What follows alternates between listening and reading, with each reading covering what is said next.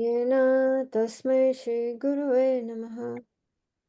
श्रीचैतन्यमनोभीष्टं स्थापितं येन भूतले स्वयं रूपा कदा मह्यं ददाति स्वपदान्तिकं। वन्दे गुरुश्रीयुतपदकमलं श्रीगुरुन् वैष्णवांश्च श्रीरूपं साग्रजातं सहगण रघुनाथान्वितं तं सजीवं साद्वैतं सावधूतं परिजनसहितं कृष्णचैतन्यदेवं Shri Radha Krishna oops, how does it? Shri Krishna Padan Sahagana. Shri Vishakhanvitamscha He Krishna Karuna Sindhu Dinabandhu Jagatpate Gopesha Gopika Kanta Radha Kanta Namostute Tapta Kanchana Gaurangi Radhe Vrindavaneshwari Vrishabhanu Devi Pranamami Hari Priye Vanchakalpatarubhyascha Kripa Sindhubhya Vacha Patitanam Pavanebhyo Vaishnavebhyo Namo Namaha Jai Shri Krishna Chaitanya Prabhu Nityananda Shri Advaita Gadadhara Shivasadi Shri Gaura Bhaktivinoda Hare Krishna Krishna Krishna Hare Hare Hare Rama Rama Rama Hare Hare.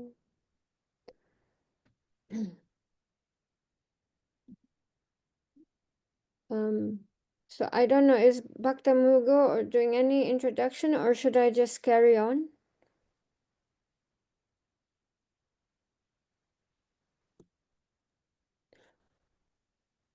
Hare Krishna Mataji. Hare Krishna. Am I audible? Sorry, I think my connection has some issue. No problem. But thank you so much. Thank you so much for joining us today. We continue with the Radha Kund, Radha and Shyam Kund, really divine pastime, and we're really honored to have it today. Yeah, and thank you. Okay. So we can, yeah. Okay. Thank you very much. Thank you very much for giving me the space and thank you very much for everybody being present. I'm forever grateful for this opportunity.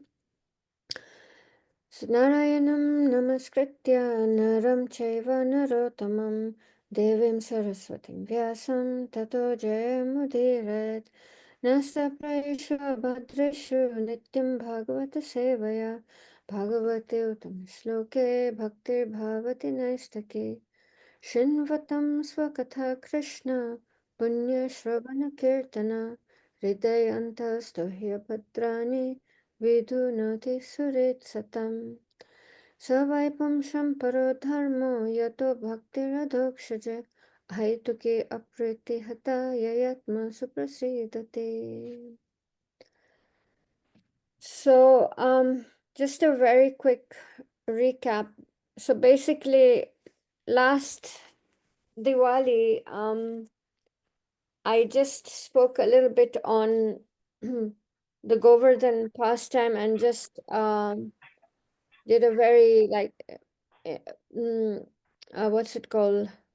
Like a parikrama. Just started doing the pastime places at Govardhan, and so Kirtika Mataji asked me to just continue doing that, do the whole Govardhan parikrama.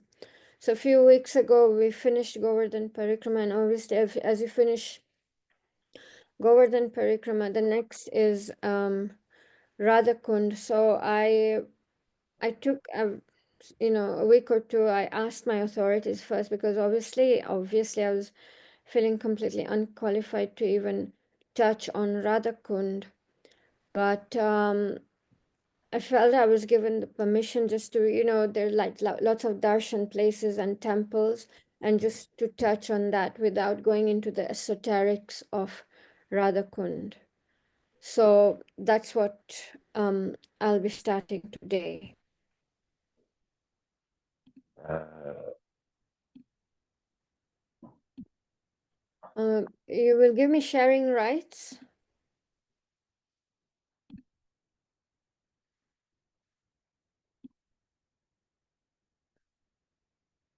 Bhaktamugo?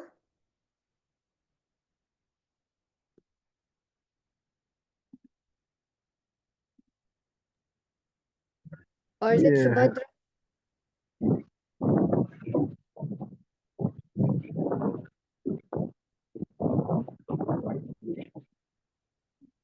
yes, Hare Krishna Mataji. Yes. I need the Yes, sharing right. yeah, yes, yes, yes.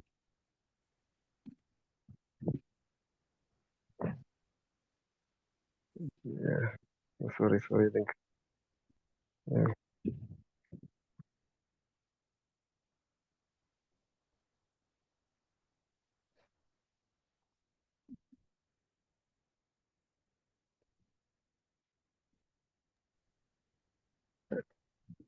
yes, Okay, so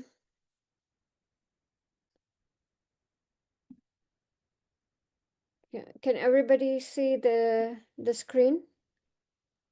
The Yes, slide? Mataji, we can be able to see it. Okay. So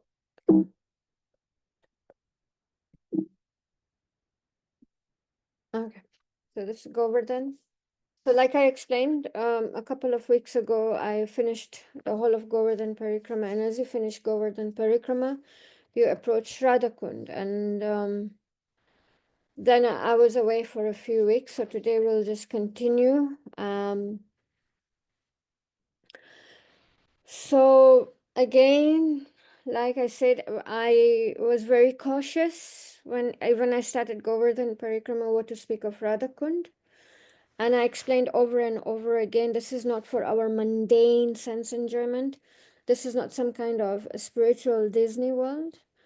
We have to approach these pastimes with so much awe and reverence.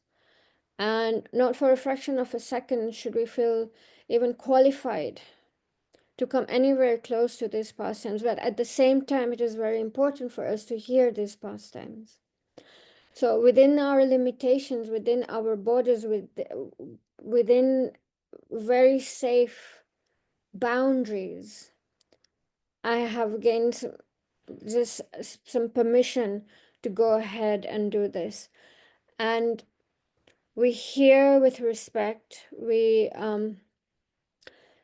because this is what is going to purify our hearts. Shinvatam Swakatha Krishna, constantly hearing the philosophy, the pastime, hand in hand. So we know that when the Lord appears, he appears with his abode and his associates. And Golok Vrindavan is 84 miles and consists of 12 forests. So this is a map. I don't know if I can expand it. And we can see right here in the center is Vrindavan, one of the forests. Then there's Bilavan, Bandiravan, Lohavan, Mahavan, Madhuvan, Bahulavan. So they're like this, there are 12 forests. So out of all the 12 forests, Vrindavan is considered most sacred because here is where the Rasa Lila pastimes happened. And then right in the center of Vrindavan is a hill known as Govardhan. And at the northmost point of Govardhan Hill is the most sacred lake, Radhakund and Shyamkund, where lots of pastimes between Krishna and the gopis take place. So it is said that Mathura is superior to Vaikuntha because this is where Krishna appeared. And then Vrindavan is superior to Mathura because this is where the Rasalila pastimes happened. And superior to Vrindavan is Govardhan because Krishna raised it. And above all, Radhakund stands supreme because it overflows with the nectarian love. Rupa Goswami explains that it's been explained in so many, in all the Puranas and Itihasas. This is confirmed that Radhakund is the most sacred and holy place in the whole universe. I just say to this day, Srimati Radharani and her gopis still come there, still go there to bathe. And to this day, Radha and Krishna still perform their pastimes here. Now, who is Srimati Radharani? You know, and we cannot really understand this at this stage of our, but at least we need to understand the tattva, the philosophy, the injunction. The tattva is that Srimati Radharani, she is the direct manifestation of Lord Krishna's internal potency, Ladini Shakti. She is a direct manifestation of Krishna's internal energy, Ladini Shakti. And what does this Ladini Shakti mean? So, in very basic terms, when Krishna wants to enjoy transcendental mellows, Srimati Radharani manifests from the Lord's internal potency to perfectly reciprocate those loving feelings.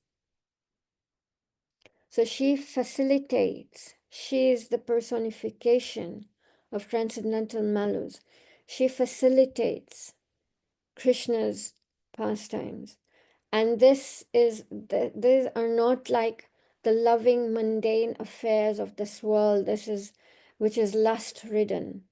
This is pure love.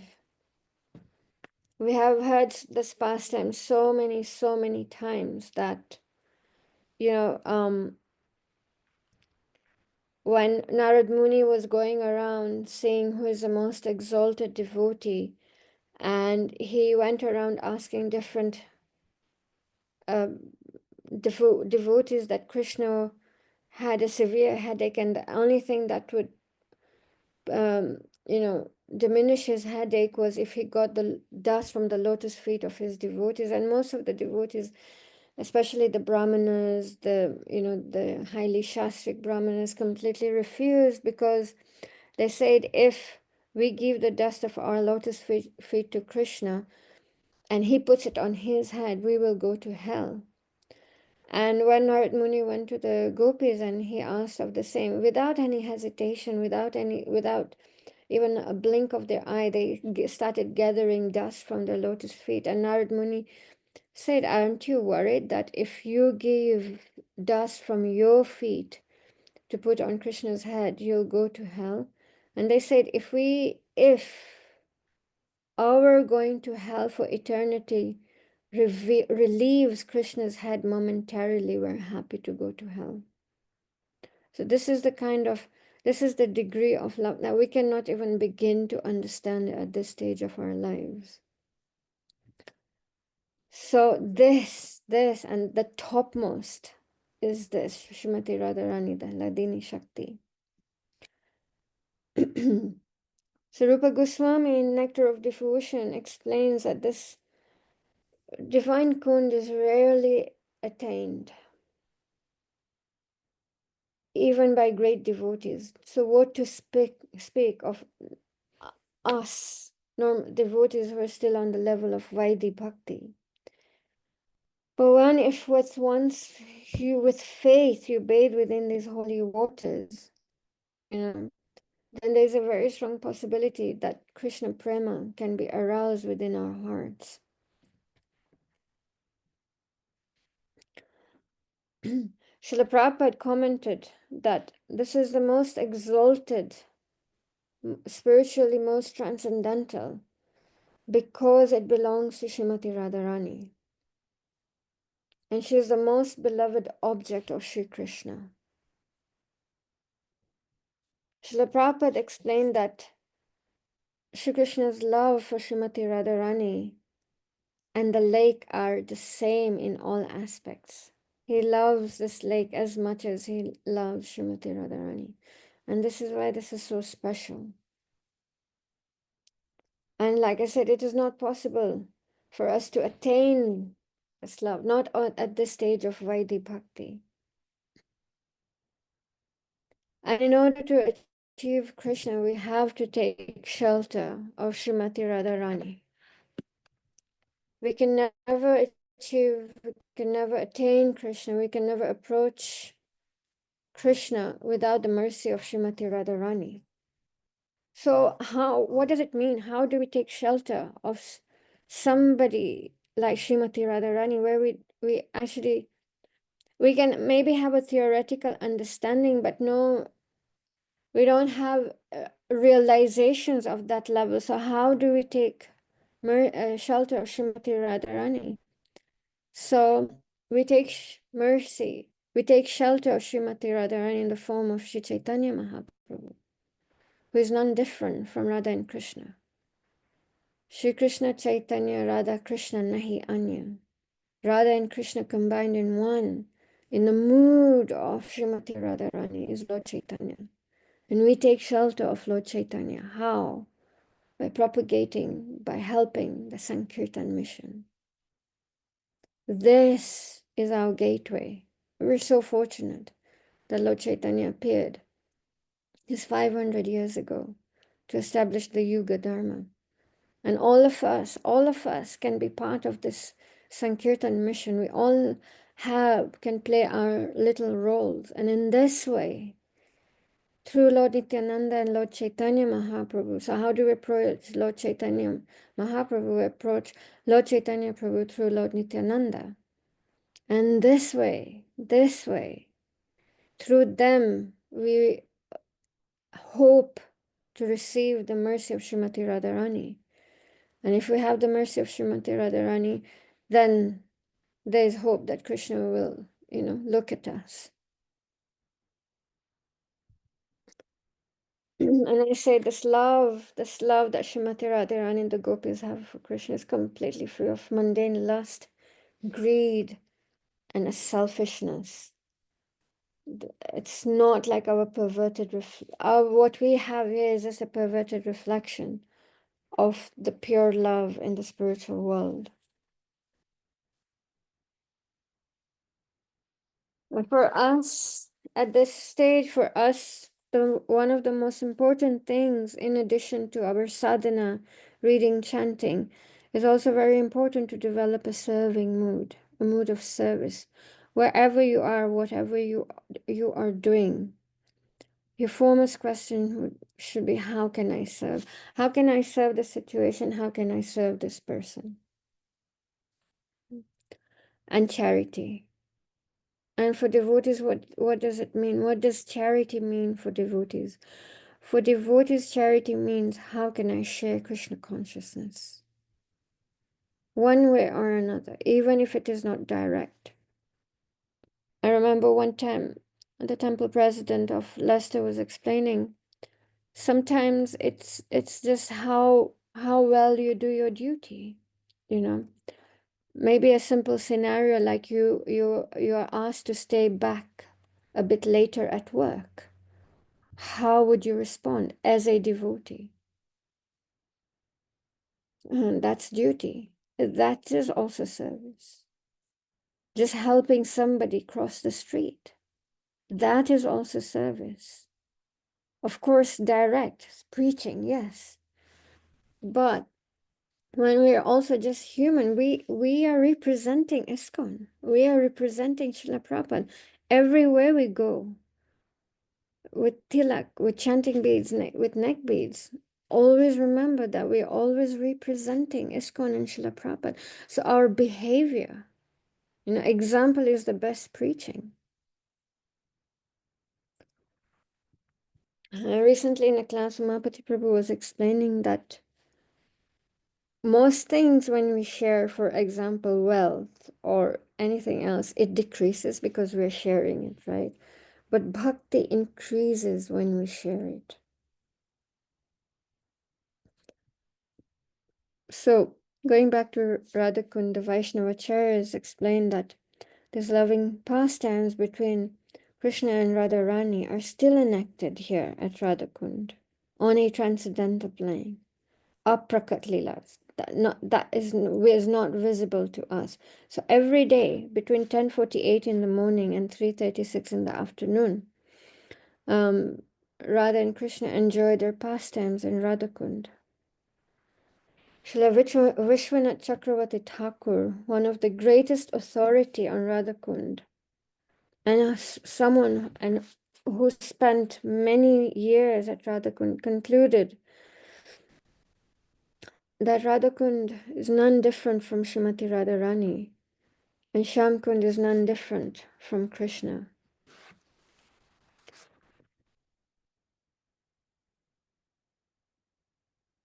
So, in the spiritual world, Radha Kund, the appearance of Radha Kund in the spiritual world. So, Krishna was experiencing intense mood of love for Srimati Radharani, so much so that he took on the mood of Srimati Radharani. And the mood increased further so much so that he took on the form of Srimati Radharani. And shedding tears, he ran into a nearby forest in search for himself, desperately calling out, Krishna, Krishna. So in the mood and form of Srimati Radharani, he ran into a nearby forest, shouting his own name, Krishna, Krishna. And when Radharani saw this, she also entered a state of deep and intense love, so much so that she took on the mood of and form of Krishna, and shedding torrents of tears, started calling out Radharani over and over again and again.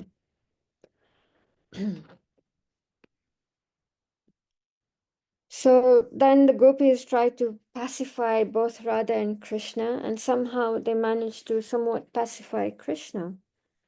And then there was a sound from the sky uttering a specific mantra. The sound, the voice in the sky said, utter this mantra and Radharani will come. And Krishna uttered this mantra, Radharani appeared. And then somehow Krishna managed to pacify Srimati Radharani.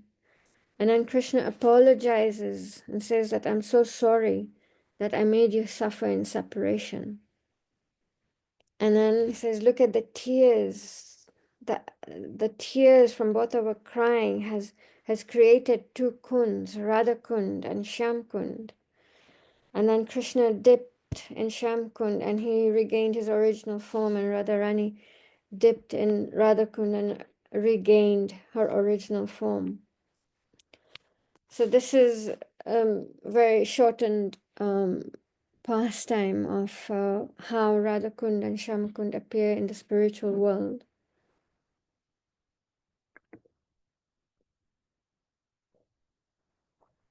Here in the material world, the appearance of Radha Kund is on one Kartik day. I forget in terms of the moon what day it is. It's during the month of Kartik. The day is called Bahulastami. And so the pastime is, I think we have been through this pastime already, but I'll just briefly go through this. This is the day that Krishna killed Aristasura, a demon that had taken the form of a bull. And so after killing the demon, he went to meet Srimati Radharani and the gopis in this area where now stands Radhakund. And Radharani said, well, you're completely contaminated because you killed a demon in the form of a bull. And Krishna says, but it was that the form was just a disguise. It was a demon. And Radharani says, nonetheless, to steal a bull. So Krishna asks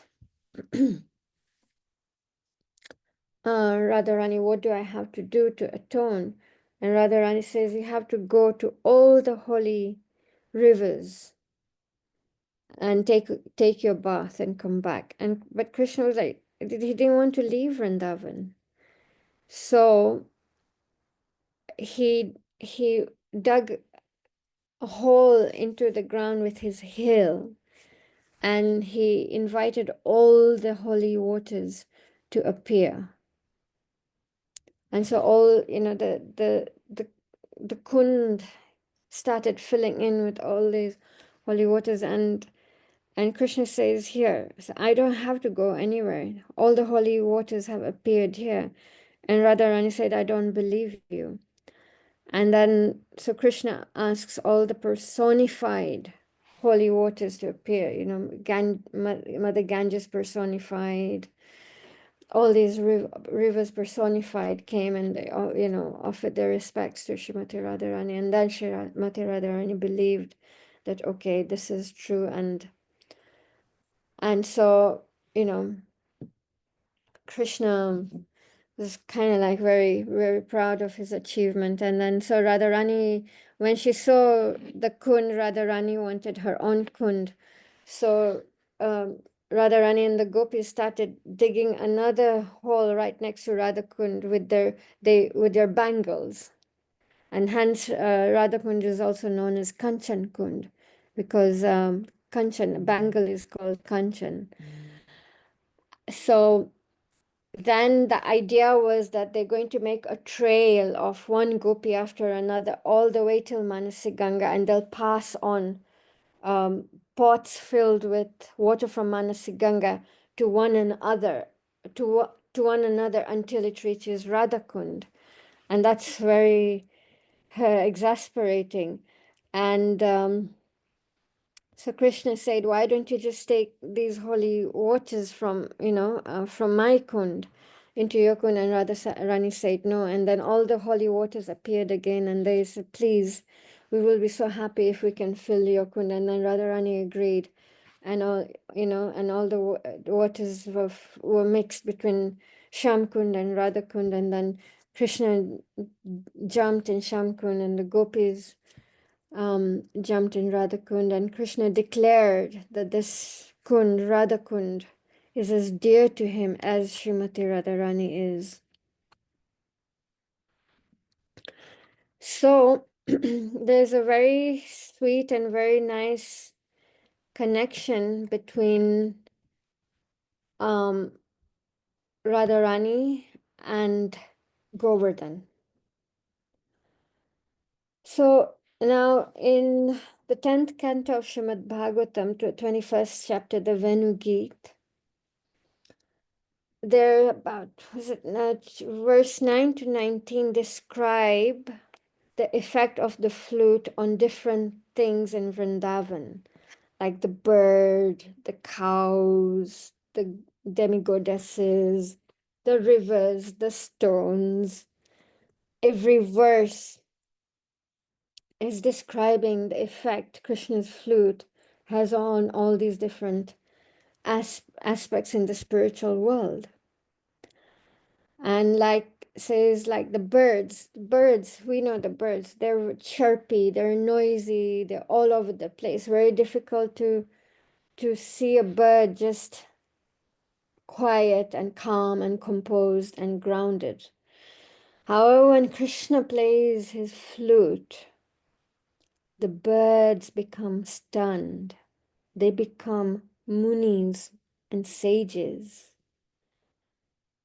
But munis, they contemplate, they become quiet, and they're meditative. And birds are neither of these things. Birds are not contemplative, they're not quiet. But when the birds hear Krishna's flute, they become like munis, they become stunned, fixated, frozen. They can't move. And then it is explained that they love Krishna so much, they get into this one-pointed meditation.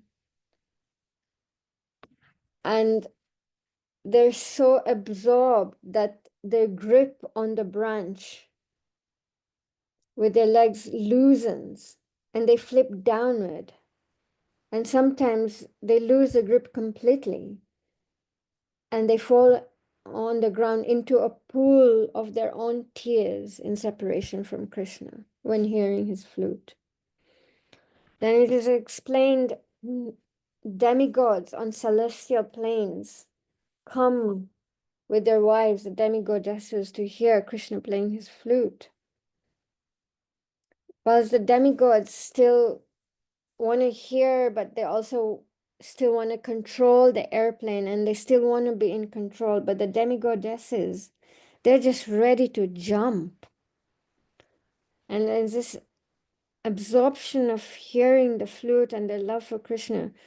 It says all their hair loosens, you know? And then it's so nicely explained. Sukadeva Goswami explains that the female deer, when Krishna plays his flute, the sudden desires to see who is this person playing this flute. They get so attracted. But as they approach and see Krishna, they become so stunned. They can't even walk towards Krishna. They become so stunned, again, just frozen. And the male deer pushes the female deer forward towards Krishna. Like, here, this is your desire. Krishna is here. Go towards Krishna. And the gopis are the ones saying these verses, and the gopis are praying that next life, hopefully, they can become a deer. Because in this lifetime, their husbands are like obstacles. They're not pushing them forward towards Krishna, but rather they're being obstacles. No, you can't go. No, you can't do this. No, you can't meet Krishna. So these gopis are praying that in their next lifetime, they can take birth as deers whose husbands nudged them forward towards Krishna. And then when the cows hear the sound of the flute, while the cows are eating grass, they become so stunned that the cow actually forgets what to do with the grass in its mouth. It forgets its complete existence. It doesn't know what to do with the grass in its mouth, chew or spit. But then again, they're thinking, what is chewing and what is spitting? And the calves, this 2 days old calves, it is explained that they have no prior training in loving Krishna or being attracted to Krishna. They're drinking milk from their mother's udders, and their mouths are filled with milk. And when they hear Krishna's flute playing, same thing. They don't know what to do. They don't know what to do. They forget. They forget. Should I drink it? Should I spit it? But again, what is drinking and what is spitting? These animals just forget completely who they are. This is their absorption on Krishna. So, in this chapter 21 of the 10th canto, all these verses explain the effect of the sound of the flute from verse 9 to 19. And each of these verses have the name Venu or Venugit, each verse, except one verse it doesn't have. And I forgot to bring out the verse, but it's text 18, where Radharani is glorifying Govardhan Hill as Haridas Savarya, the greatest of servants. So why? Why is this? So Radharani is saying to the gopis that this hill is so amazing, astonishing. And she's calling the gopis Abala, because Abala means lacking physical strength. Because in the Vedic times, women were considered weaker than men. Men just could do more physical. I mean, today it's more or less equal, but back in the days, women were called abala, means lack of physical strength. So she's addressing the gopis, O Sakhis, O Bala, that this hill is so amazing, so astonishing, that is considered the best of servants because because Krishna and Balaram step on Govardhan Hill. And when they do that, he becomes so joyfully ecstatic that the hairs in the form of grass on his body stands up. Tears flow from his eyes like in the form of waterfalls. So that is why Govardhan is considered the best of servants. And at the same time, Govardhan gives so much respect to the calves, boys, Krishna, Balaram. He offers water, waterfalls, ponds, lakes, rivers, fruits, honey, grass. Not only grass, but different colored grass with different taste and different fragrances. And when the cows eat this grass and they produce this amazing nectarian milk for Krishna. So this is the only verse that is no Venu Git mentioned or anything. It's just a glorification of Govardhan Hill. And why is Radharani reciting this verse? Because it is explained that when Radharani is at home, she could not go and openly meet Krishna the way the cowherd boys could spend the whole day with Krishna. Mother Yashoda and Nanda Maharaj could play with Krishna, bathe him, dress him, comb his hair, feed him, but the gopis were so restricted in their meeting with Krishna, and especially Srimati Radharani because of Jatila and Kutila. So Radharani is at home. She can't go and meet Krishna.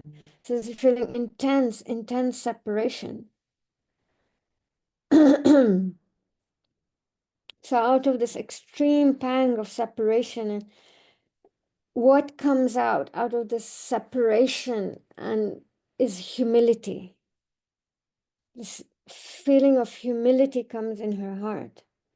Like everyone gets to meet Krishna. And she is feeling they're so fortunate. And she's feeling that maybe in her past life she did some karma, She has some very bad karma, and this is why in this lifetime she can't meet Krishna. So this feeling of extreme separation brings out a lot of humility in her. And when you feel humble, dejected, and you lament, there's a lot of devotion that arises in the heart. Dasya bhav. So Radharani, due to her extreme humility, due to the separation, starts to think about the lotus feet of the Lord and not the flute, but the lotus feet. And when she thinks about the lotus feet, it reminds her of Giri Govardhan, which is imprinted with Krishna's lotus feet all over. And that's how she mentions, and this is her connection with Giriraj, with Govardhan. When this extreme humility comes out is when she speaks this verse, she glorifies Giri Govardhan. As we know, Govardhan is a perfect example of a servant, serving with his everything. He gives his everything to Krishna. So I thought this was just a very sweet connection between Radharani and Giri Govardhan as we approach Radha Kund.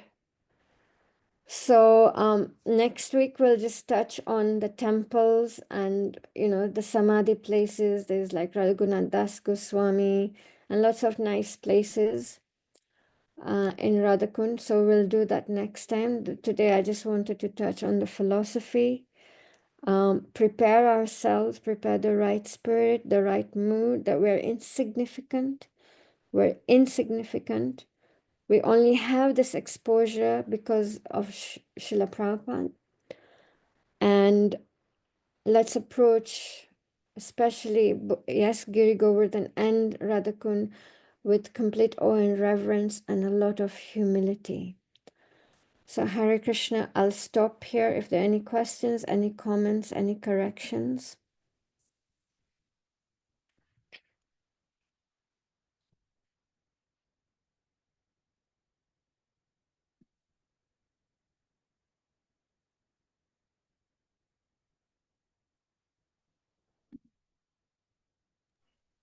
Hare Krishna Mataji, thank you so Right. much for taking us around. It's like we were doing the tours, going to Radha Kund and Shyam Kund and Giri Govardhan, and at the same time hearing the nice stories, how the kunds appeared, and like maybe we know, but then you revive these memories. And when we visited, how nice it was. But now that the knowledge is revived, we are more conscious that next time we go, how we should approach the kunds, how we should approach the holy land, the holy places. And yes, thank you so much. Hopefully next Friday, I'm not too sure, but I would like to listen about the Goswamis, how they reestablished Vrindavan, right? It started by what's his name now? I forgot his name. The first, Ashwariya. The other, no. I forgot his name. Anyway, it's one of the guru of Ishwarapuri.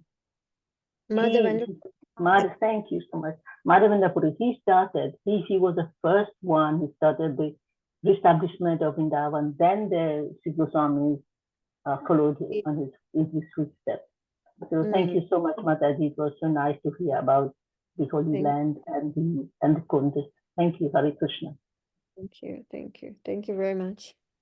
Hare Krishna Mataji, thank you so much for the lovely journey to Radhakund. I mean, I've never been to Vrindavan, and they say if Radharani doesn't call you, you cannot go. So I'm just waiting for that mercy of Radharani and Krishna and all the Vrajavasis that someday, I'll be eligible enough to be able to actually visit Radhakund and to visit Vrindavan.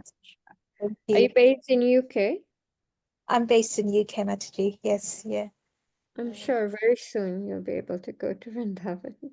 Thank you. Radha will call you soon. Panchali Mataji, don't worry. She will call you soon. Thank you so much, Mataji, with all of your mercy and blessings. I mean, Radhakund has a special place in my heart because my Guruji, so our parampara is actually, so my Guruji is Ananta Maharaj of Radhakund. So this is another reason that you should visit as soon as possible because your guru is there. So yes. That's Guru's parampara. So it holds a special place for me. But unfortunately, I haven't been able to go there. So just praying to Radharani that someday she'll have mercy on me. So thank you so much for taking us through those pastimes, Mataji. Thank you so much. Thank you.